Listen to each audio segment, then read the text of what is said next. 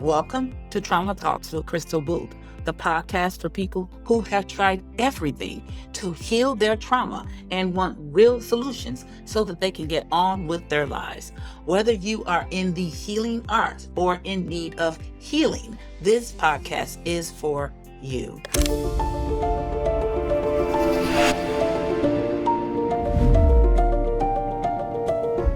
My special guest today is Shawnee Palmer. She is an LCSW and LAC.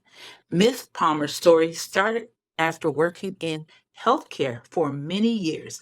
Shawnee yearned to become more active in helping people overcome various challenges in their lives.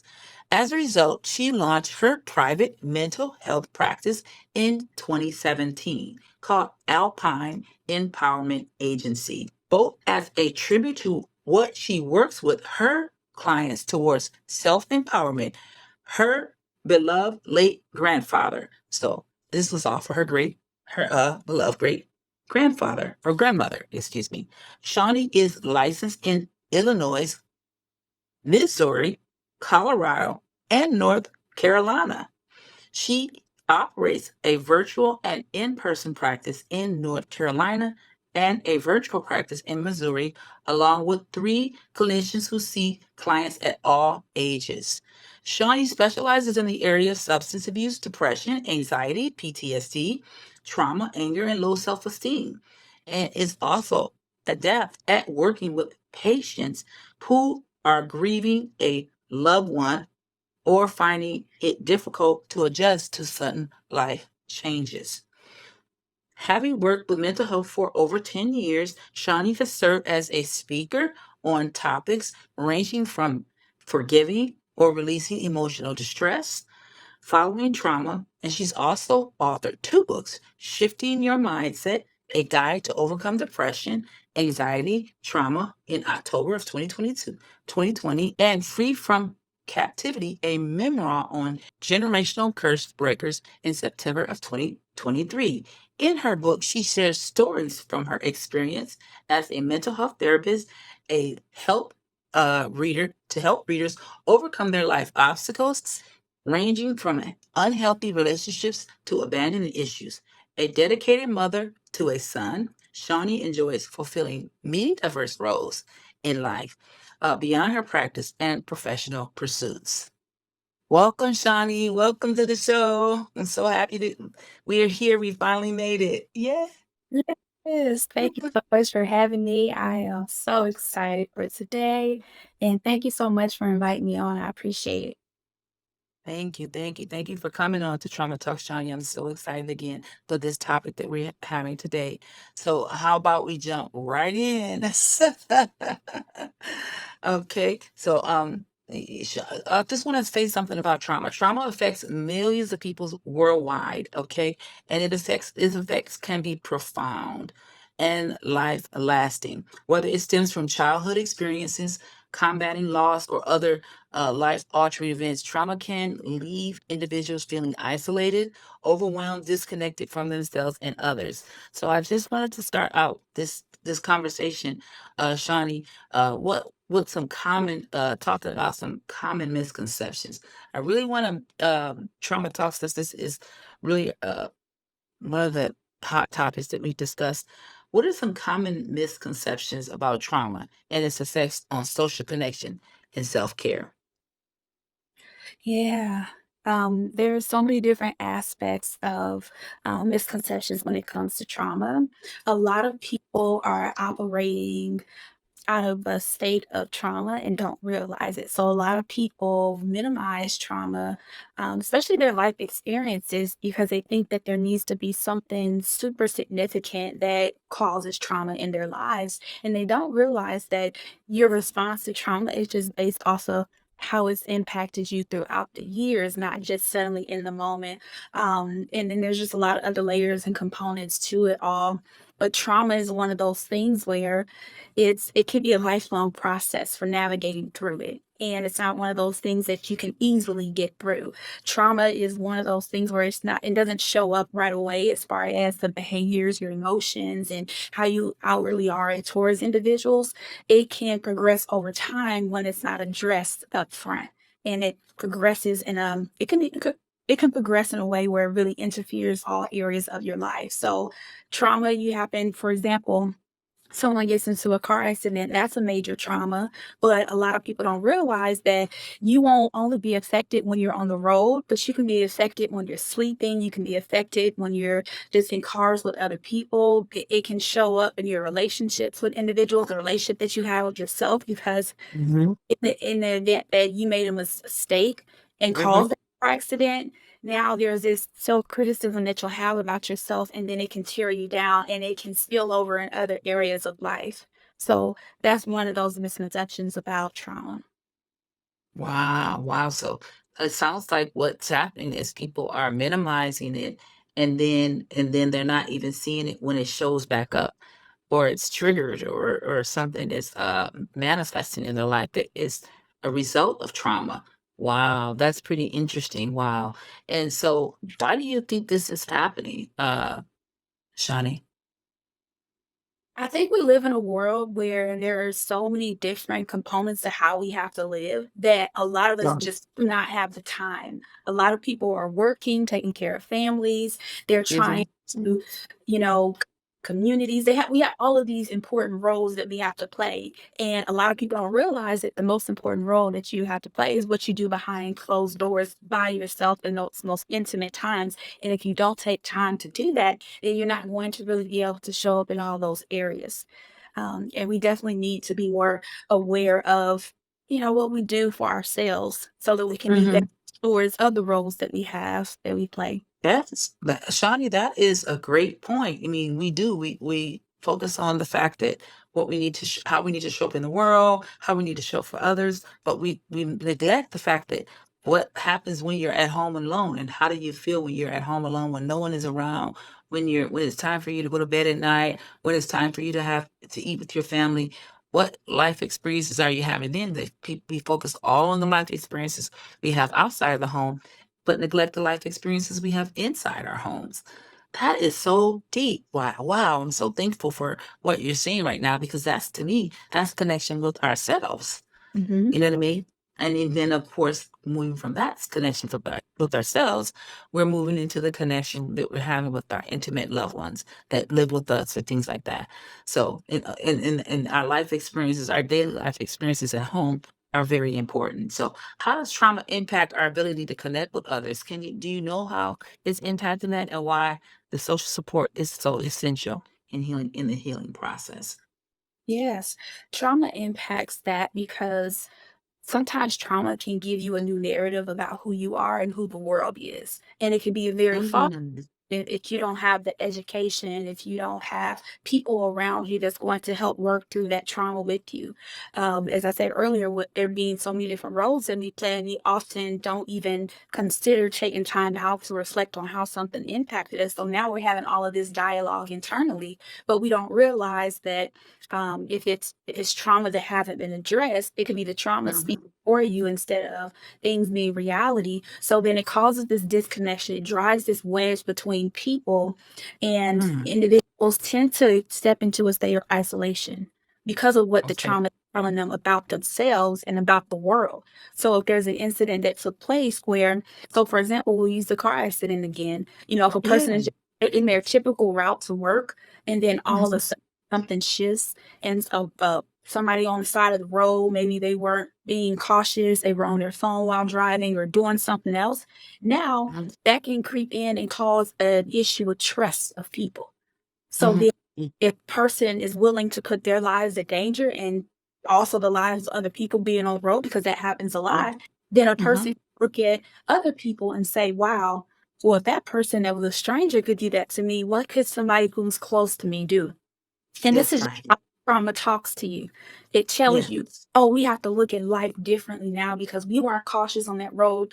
We had the ability to stop this from happening, but we didn't. So, how can we control the narrative of other experiences that we had in life? So, then that's where it spills over into I'm going to isolate myself because I want to prevent another traumatic Mhm. experience from happening. So then I people go get into you. like the survival mode and now they want to have super control over things that they really don't have control over. Oh my goodness. Wow, you guys, if you want more content like this, what Shawnee is teaching us today, I want you to like, share, and subscribe to Trauma Talks. Okay, so that we can continue to bring this cutting edge information on trauma. Wow. So it's what do you think that the reason why people are doing this? I mean, Shawnee, why are they doing this? Why are they so disconnected from their own stories, it sounds like. Yeah. Because a lot of people have a hard time just not accepting that something took place Okay. that was outside of their control. We're people who want to be in control of every single aspect. And we beat ourselves up when we didn't see something coming and we weren't prepared for it. So now Mm. we're prepared, even though there may not be anything that takes place. And that's just the nervous system. Now, if a person doesn't allow themselves to address that trauma, then their nervous system is now out of alignment from how it was naturally designed. And then now they're Mhm. constantly on edge every single day. And you never know what that looks like after a traumatic experience because it can range. Some days you may have a low where you're just calm and mild. And then the next day, something can trigger that emotion again, that state of fear, Mhm. 'cause that's what a lot of Mhm. individuals Mhm. live in. They just live in a state of fear until they feel like, "Okay, well, I have control over it."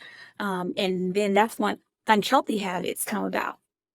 Ah, so what you're saying, Shawnee, this is so wow. You're sharing an amazing amount of information.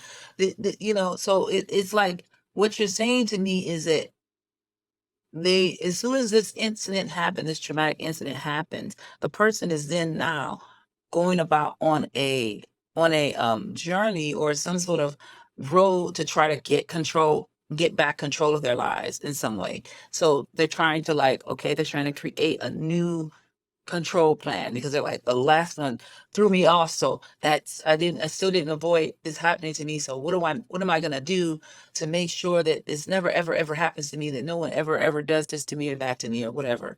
And so that ends up looking like then Lauren sounds like hypervigilant mode. Am I Yeah, correct? yeah, Okay.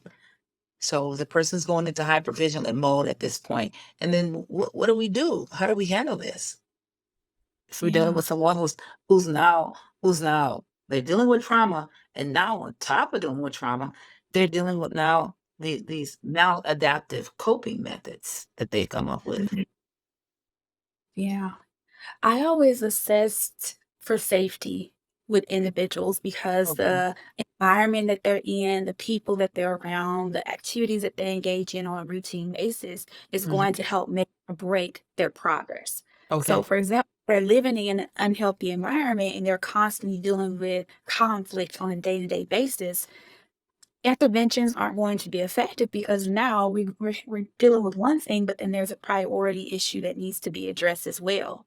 Mhm. So other things can create more problems, Mhm. and we really have to assess their level of safety and what their needs are. So we have to Mhm. look at what are the basic needs that may not be fulfilled as well. Because Mhm. sometimes those people that have a hard time addressing their trauma is because Mhm. they have housing issues, they may have financial or employment issues.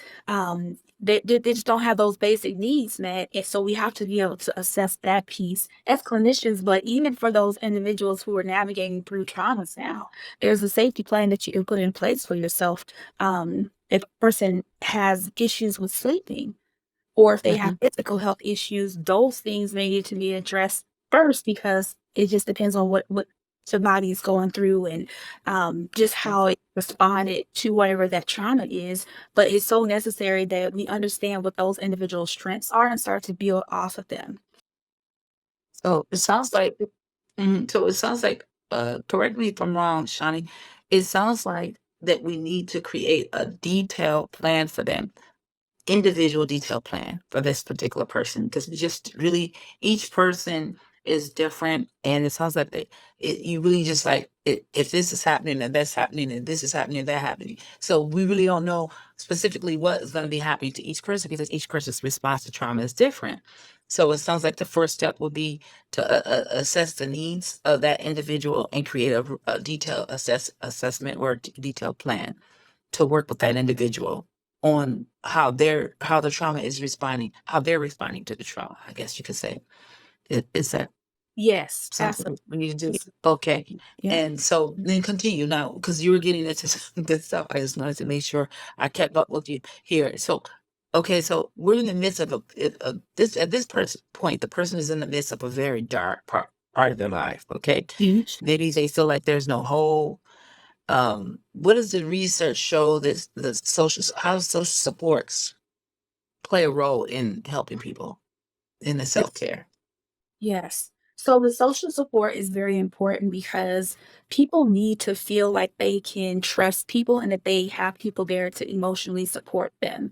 They need to feel like Mhm. call the person up and have a conversation with them and feel comforted by them in that moment because typically in us in other people showing up in our lives that allows us to have that connection so that we're not Mhm. disconnected because when we're just sitting in our minds isolating our mind can do a lot of stuff like the mind is so powerful that it can create scenario after scenario after scenario so it helps a person stay grounded in the present Mhm. moment. And that's what social connections do. And it also allows an individual to lean in on someone else and allow the Mhm. person to pour into them, especially when you can't Right. pour into yourself.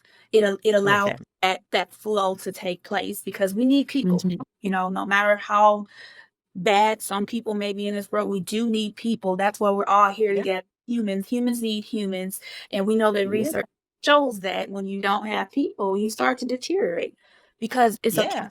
life. You know, if you're not around people, Yes. okay, we're not That's utilizing right. the natural gifts and the abilities that we have. So then they start to break down. That's right. That's right. It's so it sounds like to me that these two elements, support and self-care, are pivotal pillars for a person to empower the individual and to start to reclaim their life and thrive again. And so I really, really appreciate you sharing that. You guys remember, like, share, and subscribe because we're gonna bring to you more content like what me and Shawnee are discussing right here on trauma. I want to make sure you guys don't miss one episode. So please like, share, subscribe to Trauma Talks today. Okay. So can you share with us some personal journeys? I want to get into the personal journey part that I think we love. I love to hear from you how you made it this far. How did you get into what you're doing right now? Um, Johnny. Right. Well, just give me a moment because I'm going to take you down memory lane. Um, Okay, I love Full that. testimony. Of course, won't have time to get to it all, but Yeah. I come from a one-parent household. I'm the oldest of five siblings. So, Okay. just having that type of environment, it automatically launches you forward as far as maturity goes. I didn't Okay. get a chance to experience the typical childhood kids because I was the oldest. So I did a lot of nurturing and caring for my siblings. And then Okay. just in school, when it came to friendships and just family relationships that I had, I started Mhm. to become this person that everybody would come to for help. I would always have good advice. I would say I was a very wise at a young age. So Okay. it was just something that came naturally towards for me. And then with the traumas that I've endured, which I've had several things that I've encountered at a very young age, where I always tried to look at the bigger picture of life. I Okay. always would tell myself from a very young age, things won't Mhm. always be this way. Now, I don't know Mhm. where wisdom came from, but there was Okay. something inside me that said, there's no way that I was meant to come into this world and just suffer. And I would Mhm. feel great pain and great suffering. And my motivation were my siblings because I Mhm. loved nurturing and caring for them. So and Yes. protecting them. So that was like Yeah. my role. Many Mhm. firstborns have that same idea about life. It's just Mhm. natural order where we want Yeah. to be the best that we can be. So I took Mhm. on the role Although Mhm. I had to do it because my mom being a single parent, I had to do it, but also I wanted to do it because I knew Mhm. that I could do it. I was All very right. reserved and observant. Mhm. So just me Mhm. having those qualities at a young age helped me to be able to Mhm. highlight things, what was right and what Yeah. was wrong. Um, Mhm.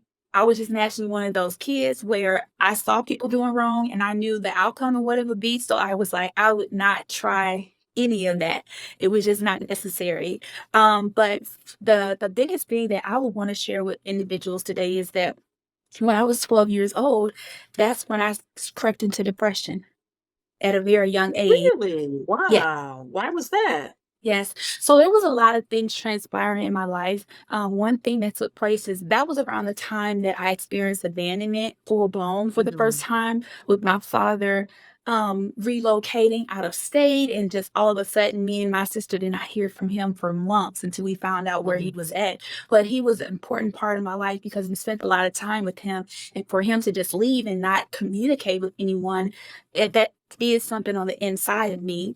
Another thing that was Mhm. happening around that time is that I had lost an uncle, and that uncle was Mhm. very important in my family on my mother's side.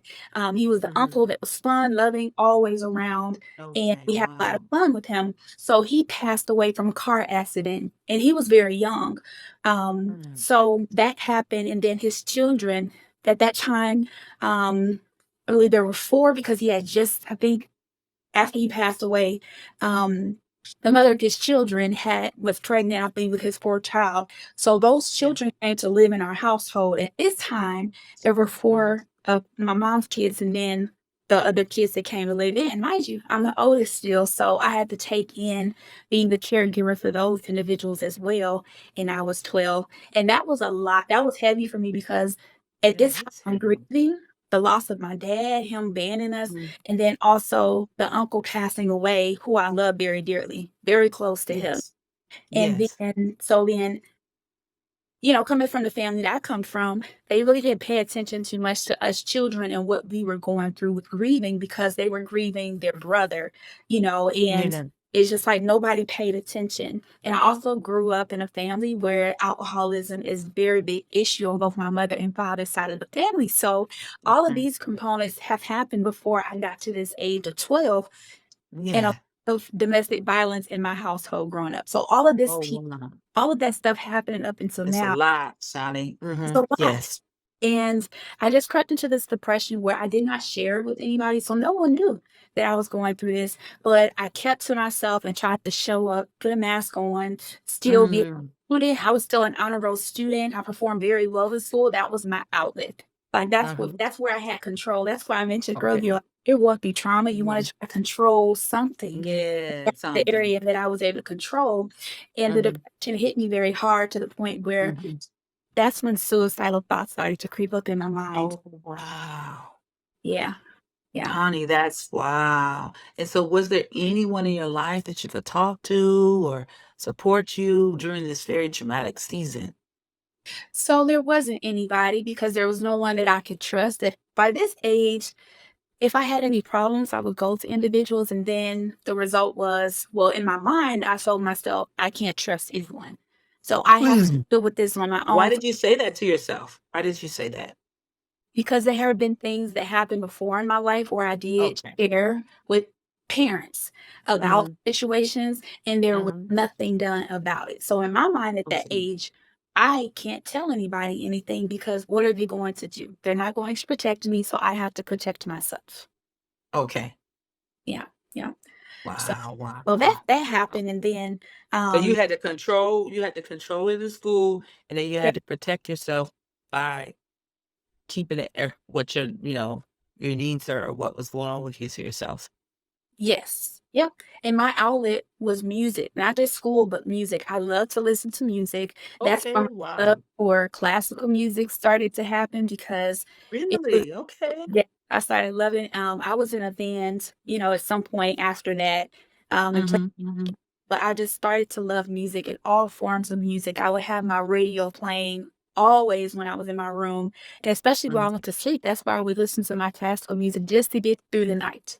So there Okay. were a lot of coping skills I started to build up for myself because I did want to handle things in a healthy way. Mhm, mhm. Wow, wow. So you guys, if you want more content like what Shawnee is talking to us about, she's giving us her story. We really appreciate you, Shawnee, for sharing your story. Please, you guys, make sure you like, share, and subscribe because we want to bring you more content like this. So you can find hope and healing. Okay. So continue, Shawnee. Yes. So the biggest piece around this is that at some point, none of those coping mechanisms worked for me, and I was just Yeah. exhausted. I would barely be Oh able to my sleep goodness. at night. It's hard to get throughout the day at school. And one night I decided this has to end. A little Mm, 12-year-old girl really saying, I'm fed up, I'm done. So what I did was I took a bottle of pain pills and I said, oh, this is the end. Poured it in my hand, had my glass of water, chugged it down. And mm, I don't recall what happened after that. I just know that I woke up the next morning because the sun was shining bright on my face. And I mm-hmm. remember being so upset. I was so upset with God. And that's exactly where I went. I went to talking to him because I did have a relationship with him. Mm-hmm. And I just started talking to him and I started hearing back, like your life is meaningful. It's necessary Mm, for you to be here because of mm. what you're gonna do in the future. Yes. And at that moment, even though I was upset that my eyes, were up and I didn't, There. I was like, okay, I made a Mhm. promise to God at that point. Okay. I'll never try again because there has to be meaning to my life because I was ready to go and I was very certain You of were it. really ready And to go. there was Wow. this sweet comfort that came over me and I was like, okay, God, I will live and I will never try that again. And that's a promise that I Mhm. made to him, not understanding I was making a promise in that level. But I'm the type of person, Mhm. I'm very loyal. So if I say I'm going to do something, I hold myself to that standard, even though I Mhm. know what the consequences are going to be if I don't follow through with it. But that was a pivotal point where I said, I'm going to do the best that I can. I'm not going to allow life to just take me out. Things Mhm. to get better. Mhm. Things did get better after Okay, that. how did they get better? What started to change, Shawnee, after that? That little that major conversation with God. What happened? So one of the major pieces that I had to deal with were the household that I lived in, like the relationship that my mother was in. It was a lot of domestic violence. Mhm. Somehow Mhm. after that, they broke up. And that No. started to make things better because at this point, the person that was the cause of a lot of the trauma that I endured was no longer in Mhm. the house, which is why the environment is so important because you cannot Okay, yes. heal and thrive in Mhm. any capacity if you're constantly in survival mode. Yeah, so it sounds like you finally got the people out of your towards the toxic support, the toxic people in your life out of your life, or at least none of them. Yes, absolutely, absolutely. And I think that improved because now I could sleep at night and I wasn't sleep deprived. You know, Yeah, I was able to that's wake big. up That's major. feel positive about life because I was like, "Phew, I've been on edge all of these years. Ever since I was a little girl, I Wow. believe since I was at least So this 5 years old, they had been together. So for 7 years, I oh, had experienced quite a bit of stuff, a lot of traumas, on top of the ones that I just shared with you all. And it was just a way of life. And now I get a but chance to walk Shawnee, a new life. let me say something here. Mhm. Okay, so now I know for a fact that environment must have felt so thick, like so like can you talk a little bit about how the environment feels when a person is in a toxic domestic violence kind of environment to trying to help people out here? 'Cause Yes. Yes. It feels as if you're suffocating and you're trying to grasp for air. It's constant like that on a day-to-day basis. So Mhm. imagine if someone was to take you, and then try to choke you, right? It feels like you're walking like that day in and day out. But it Yeah. becomes a norm to the point where you just say, well, if I could just breathe a little bit, I'm okay. And then you just survive So and the you expectation goes down, it sounds like. For yes. life. Very low expectations about life in general, about people, about the environments. It's really hard to keep a positive mindset and be Mhm. hopeful in anything, even though Mhm. things may look as if they're okay. But it's you Mhm. walking on pins and needles every single day, just waiting for something bad to happen. So you're Yeah. constantly and that thought process in your mind. So you can't Mhm. enjoy what's happening around you because you're Yeah. thinking, well, what's going to happen next? How much Mhm. pain am I going to endure? How can Yeah. I mask this pain with something? How do I just make myself feel better in the moment? And Mhm. think about that. If you're constantly doing all of that, you really don't have a chance to show up really. You can't Yeah. show up in the ventures that you have. You can't show Yeah. up and enjoy your relationships with the people that are No. with you because you're looking at them sideways like, who are you? Mhm. For me or are you against me? Will you do what this Mhm. person did to me? So there's this constant battle in your mind, and this is how Yeah. you're evaluating life and how you make your Yes. decisions. Evaluating, right. That's very true. Yeah. Wow, so you're constantly in this mode. Essentially, you're in a hyper vigilant mode, like I was saying earlier, and you're Mhm. constantly looking around you to experiencing eyes through that veil, or I guess you could say that lens of what you're going through in this other relationship, which has really changed the way in which you see people in the world. So how are you going to get the support, like what we were talking about, the support to empower yourself? Because people are becoming like like the enemy, I guess you could say. Yeah. Yeah.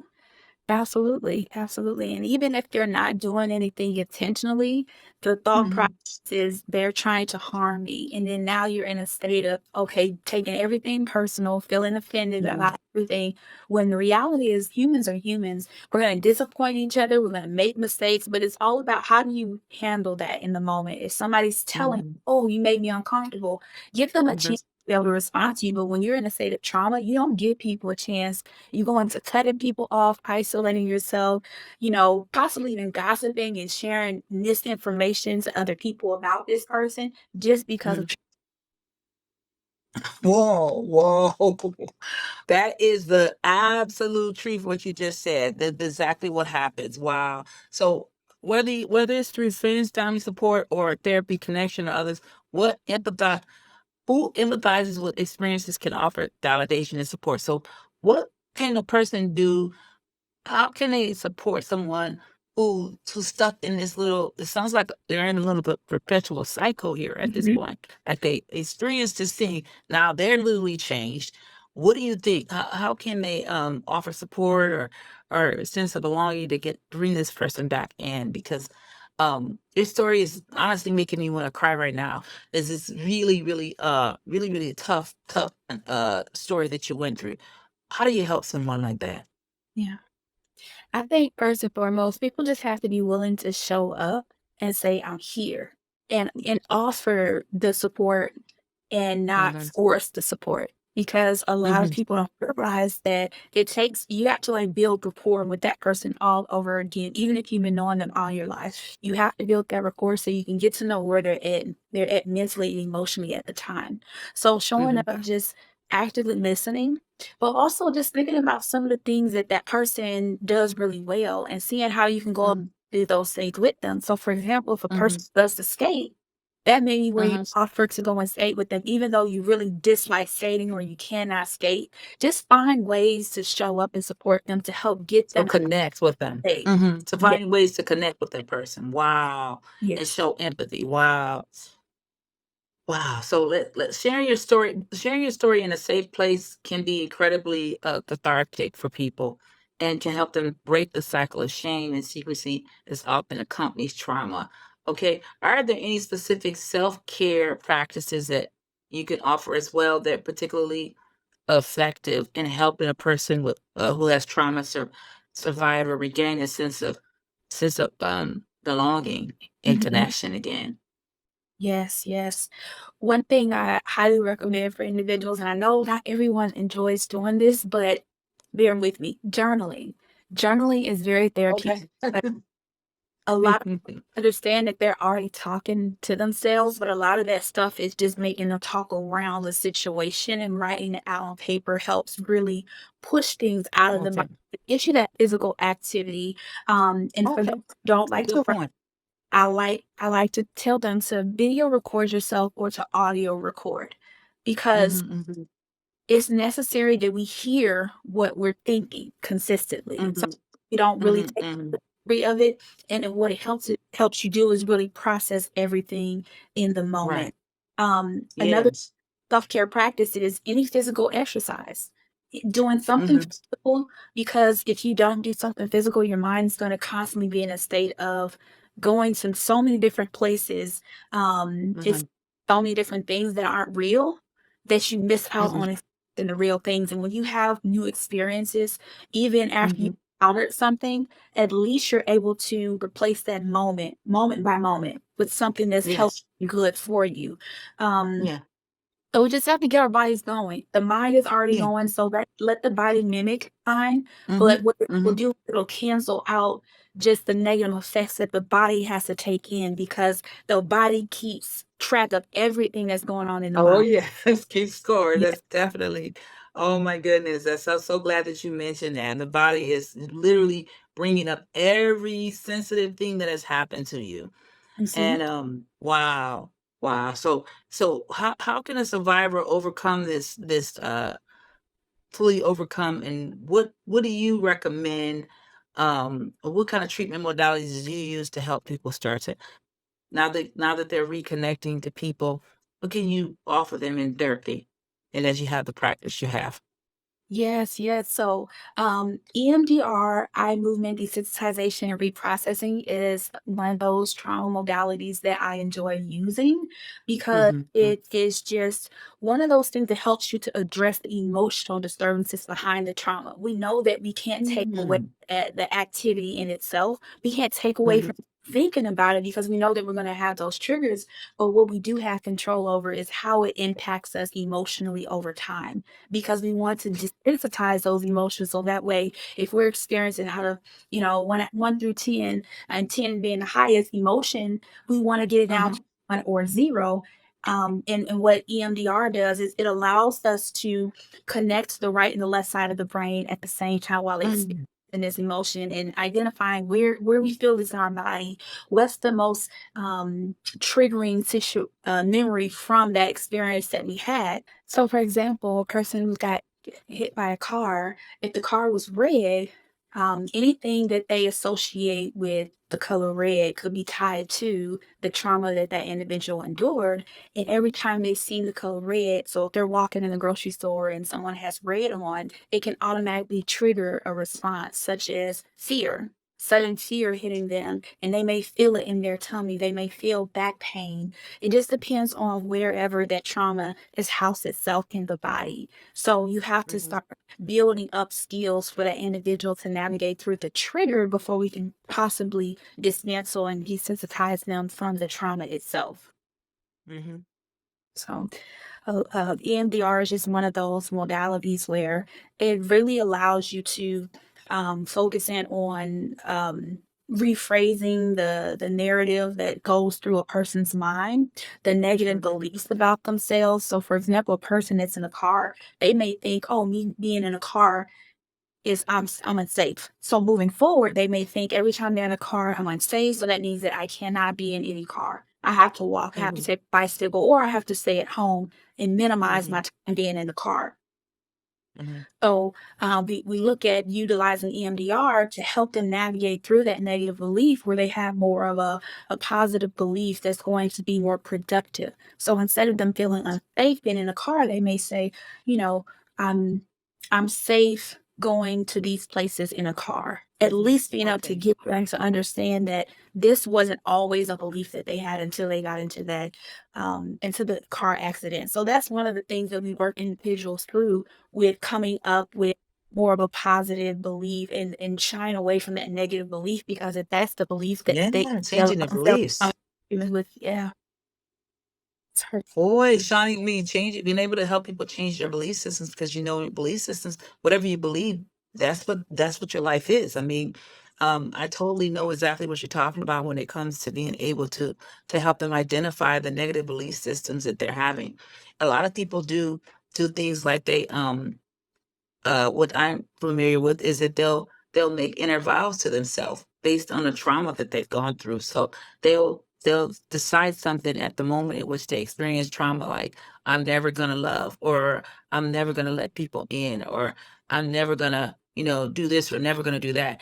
And those like you said, those nevers, those they lock the person out of being able to those vows or covenants that they make with themselves lock the person out of being able to do anything different than what the covenant or the vow that they make with themselves, which turns into a belief system, and it becomes into a whole mindset. So, being able to help that person get out of doing that one thing is almost impossible. But I love what you're doing with the EMDR. We're helping them to be able to identify that this is what they're doing, that they're actually have a belief system now, and this is a whole system of how they live their lives. They protect themselves in this way, and it's because of the trauma that they've gone through.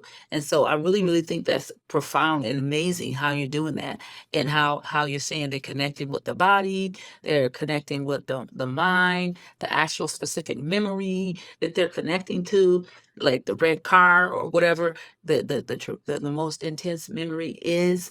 And so this is really, really helpful to our guests. So I thank you guys. Make sure you guys like, share, and subscribe to this show, because we are going to be continuing to bring these kinds of topics to you so that we can begin to help people heal from trauma.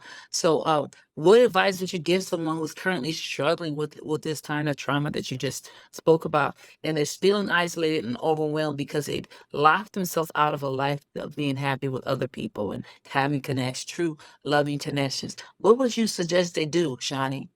Yeah. I highly recommend them allowing themselves to be connected to a therapist, a counselor, of some sort, someone who Mhm. specializes in helping those navigate through trauma, because um, Okay. the healing work is a process and it's not an overnight thing. And I know that when you're dealing with the traumas and the triggers, and you can't stop your brain from thinking and being fearful, Yes. it takes a Mhm. toll on you, and you want it to stop immediately. But it's definitely one of those things that it's a marathon, not a race. You have to be willing to get connected with a therapist. And I say, Mhm. take your time getting connected with a therapist, allowing yourself to go Mhm. on Psychology Today, or just Google therapists in your area to really be able to Mhm. do your research. Now, I know that process can be overwhelming in itself, but you can take your time to do it, at least by looking at those websites and calling and asking questions. Get your set of questions that you want to ask. And also think about, what do you feel like you need from other people? Because when you're able to Mhm. get that clarity, it helps you to feel more empowered. And when it comes to Mhm. building that relationship, it'll allow you to build trust with that individual before you go deep into trauma therapy. Typically, we don't jump into trauma therapy right when a person comes in. We start looking at, Yeah. get you stabilized. How do we look at those Mhm. you need the most right now before we start working against trauma? Because even with EMDR, I don't start working with individuals on that at least Mhm. until their fifth or sixth session, just being able to really gather enough information and talk them through some things to make sure that it's going to be safe. Because that's the most important Mhm. thing. So just looking at safety, utilizing some of those mental health resources as well, to just be able to, Mhm. like, access to a hotline if you need to talk things through, get more Mhm. understanding and knowledge about what it is that you're experiencing and what the That's effects are. fine. Because I think just having that validation that something happened to you and this is a normal response to it is really good, because your friends may not understand, your family may not understand, but I'm telling you, you're not alone in this. Somebody has encountered Yes. what it is that you've encountered, but guess what? Mhm. Other people have claimed victory over that as well, and they're living Mhm. healthy, thriving lives. And I just want individuals to know that it is possible for you to be healed from something that you feel you could never heal from. Very possible. That's You right. heard me share my story earlier, and it Mhm. is something that I'm very Mhm. thankful I for, thank you. and That's being able to share beautiful. that. And so go to Shawty. So this is great. This is great what you're telling us and everything. This is giving us a lot of really good information and everything. I want to talk a little bit now about how to prioritize self-care, because I Mhm. know one of the things that happens to people when they go through traumatic things like that, they start to disconnect from their bodies, disassociate from their bodies, disassociate from the feelings that they're having that are related to the trauma. And when you disassociate from them, you can't feel your feelings and your needs any longer. But what happens, a lot of people will start to get into codependency and start being other-centered people. And so being that they start to become other-centered people, because they had to disconnect from their feelings were too overwhelming for them, then they disassociate from those feelings, and then they end up the self-care program goes down the the Yeah. drain there. You know what I mean? There's no self care because they don't even feel the needs that they have. They don't even know, they're not Mhm. aware of their needs. They're not aware of their feelings. So if you ask them how they feel, if you ask them what they want to eat, if you ask them where they want to go, they don't know. Well, what do you want to do? Where do you want to go? And how do you feel? It's like, because they don't know what their feelings are. Okay, so let's talk a little bit about self care and everything. We talked about a lot of the connection and reconnecting to other people, reconnecting to the therapist, the kind of that road to that. And honestly, Shawnee, we really need another show. This isn't, you know, even touched up even the beginning of this whole thing. Yeah. But so let's just in pursuit of time, let's just talk about self care, what it looks like per people, different people, for everyone. What's generally involved in a self care plan for an individual like that? Yes, yes. So I like to use the same analogy that the financial gurus speak about when it comes to when you get Okay. paid, pay yourself first. Put your money in your savings account. So I like to Hmm. use that same thing when it comes to self-care, Okay, that's meaning great. Hmm. every day that you wake up and get your day started, do something for you Hmm. first, because that's going to help you Yeah. navigate through in all of the other aspects because you invest in yourself. So the most important thing is investing in yourself and making a commitment to yourself that you're going to invest in yourself every day. Now, it doesn't have to be a Hmm. full investment. You don't have to go to the spa. Sometimes Hmm. it's just waking up and giving yourself 30 minutes to just sit still and do nothing. Giving yourself 30 minutes to just sip your coffee or tea and read a book, read a magazine, check out the news. But it's giving yourself time to like fully wake all the way up instead of jumping up and getting ready to work. It's just like those who are going on a fast, right? When you break your fast, you're supposed to break it with a fruit or vegetable, something that's light on the body. You're not supposed to break it with like cheeseburgers and french fries and things like that because it's harsh on the body. When we wake up, we go into just a quick shower and then throw our clothes on, get in the car and go to That's work. true. It's the same thing as fasting with Hmm. burgers and french fries. So our brain Hmm. needs to be able to take something in light to help us up getting Hmm. going for the day, which is why some Wow. people work out, which is a great self-care activity. Take a walk around the Absolutely. neighborhood, get some workout equipment in your home. You don't really need a whole lot. You just need your body, honestly. There's lots of workout videos online that you can pull up. Mhm. That's And you can it. just do a quick 5-minute workout. You don't have to do Something. Yeah. 30 minutes, but you have to give yourself a chance to be able to see what works, how it makes you feel. And I say Hmm. just trial and error it. Do something every day. Say, I'm going to take 5 to 10 minutes and I'm going to talk to myself in the mirror with positive affirmations. And I don't care how crazy it's going to sound, but I'm going to do it because it's for me. All Yeah. about taking that time to get to know yourself. A lot of people don't know. Wow. They're trying to figure out, well, who am I? When retirement comes around, because I work with the older adult population. Like I raised my kids, I took care of my family, and I don't know who I am, and I'm Come trying on. to figure that out. And that's something that It's- we're supposed to be discovering in our 20s and That's in our right. That's right. So basically, self care is not selfish. no, It's an act of self compassion and self preservation, right? Hmm. yes, And that's what we need. By taking that time to recharge yourself and everything like what you're talking about here and replenish your energy and things like that, you're gonna preserve yourself in the long run. And you're gonna be able to cope with the trauma mhm, and cultivate some resilience and in adversity and things like that. They may come our ways from time to time in life. So that's really, really important. I really, really appreciate that. Is there anything more that you want to tell us about this? Because I know there's plenty more that I would love to ask you, but is there anything more I would be kind of getting people back on track with taking care of themselves after such a traumatic experience in life? yeah. I want to encourage everyone out there to rest. I know we live in a Yes. society that tells us we have to always be on the go, go, go, but you absolutely do not. Our bodies were not designed to operate like robots, and many of us are doing that. And we have to know how to set boundaries, not just for other people, but for ourselves. We need to give ourselves boundaries and say, you know what? I'm stretching myself too thin. I need to tell Yeah. myself no doing this additional activity. I know I enjoy doing it, but also it's a struggle for me just to get through it. And then also think about what it's going to do to your body if you still push yourself to do it the next day. Yeah. It's Yeah. okay to rest. It's okay to relax. It's okay to not always have something to do. It's That's it. okay. Everything will be there when you're ready, but guess what? You Mhm. won't always be here. Mhm. Meaning you won't always be able to show up every Mhm. day, and there are going to be important times that come in your life where you need to show up, and you need to be able Mhm. to prepare to show up on those days that you need to. But you don't Yes, always sir. show up every single day and be everything to everybody else. So I really want to Mhm. encourage Mhm. everybody out there to rest in this season, and Rest. then just find a good rest pattern. I don't care if your brain is like, oh, well, I need to do this, I need to do that. Okay. We have to get to a point where we can shut that. Mhm. Yeah, We yeah, have to yeah. get healthy all around the board, holistically Right. healthy. We can't do that if we're constantly moving around, doing Yeah. everything that we're called here to do. Like a lot of us are super women and supermen, and it's like, yeah, Mhm. take Yeah. the cape off. It's okay to take the cape off. You don't have to That's right. That's be the right. 21st satin. That's right. That's right. We don't have to, and then, and you know what I mean? First, also, let's talk about, we did talk about social connections and things like that. Is there anything that you want to leave with them?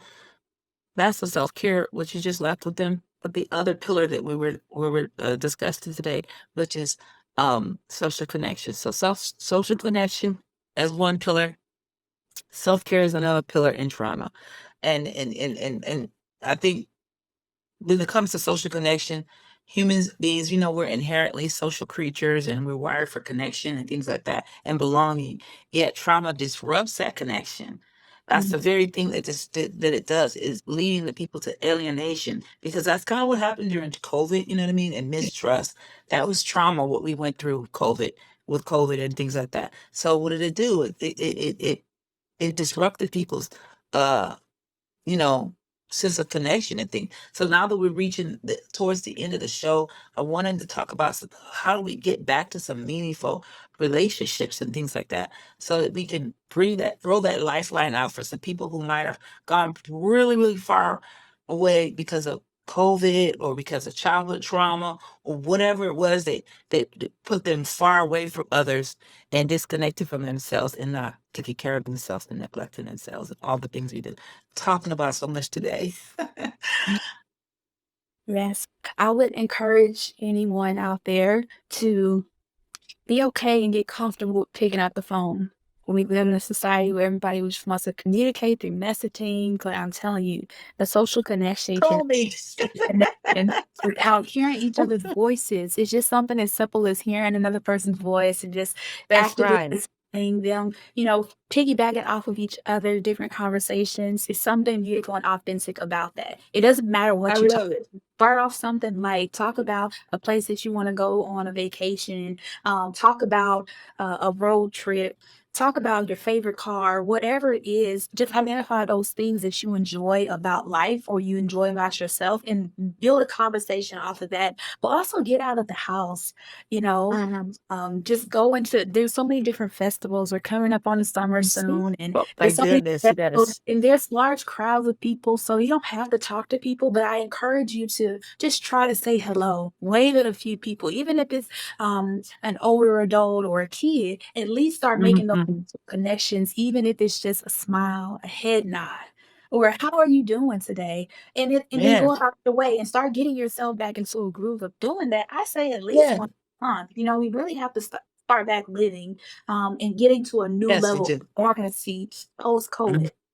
Yes, yes, yes, yes, because that was definitely trauma. So whether I hear what you're saying, whether it's through friends or family, support groups or therapy, connection with others is very vital, and it offers that validation that we need. You know what I mean? That support, that sense of belonging and things like that. So I thank you for sharing your story today. I really, really appreciate how you really laid it out for us and Mhm. gave us a plan to get back to the two pillars that we brought up today, which is self-care and a connection post-trauma. Because and then I love the EMDR. I really want to explore that more and how vital that is to help, and that's a major tool.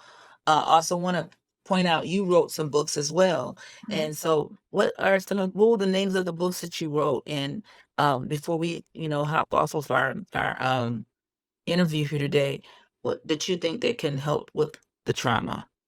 Yes. So the first book that I wrote was Shifting Your Mindset, A Guide to Overcome Depression, Anxiety, and Trauma. And that book is all about tackling those relationship issues that individuals Mhm. encounter throughout their lifetime that has fed the Sure. depression, fed the anxiety, and caused the trauma. And it gives you specific steps on how to reprocess your belief system and create a new Hey, one. wow. It also gives you journaling prompts that you can work through on each chapter. So that's something that Yeah. I create for individuals. And I also tie in my own personal story to that book. And then Free from Captivity, a memoir of a generational curse breaker, just talks about more in depth the traumas that I endured and how I broke free from them. And I utilize biblical principles attached to that because of my faith, Okay. able to Hmm. really get the healing on a deeper level than I was Hmm. just doing the regular therapy work. But the two go hand in hand together. And if you really want to be set free from the mental torments of the trauma and how it's taking shape over life, you have to be willing to shift and really take back your power. And those what those books are all about is helping That individuals sounds just get amazing. Hmm. You guys better get out there and get that book. yes, and it's on I'm Amazon. telling you. Both books. Awesome. Yes, get that book right away. Awesome. Wow. I'm so proud of you, Shawnee. You did such a great job. You've come such a long way. And I really, really appreciate having you on the show. And I definitely will be calling you and asking you back because I want to continue to explore these topics of trauma and how to help people. Um, Well, so uh thank you guys for listening. Remember, like, share, subscribe to the show so you can continue to bring you great cutting edge techniques on how to heal from trauma and work with you on mental health issues. So thank you for joining us today. thank you.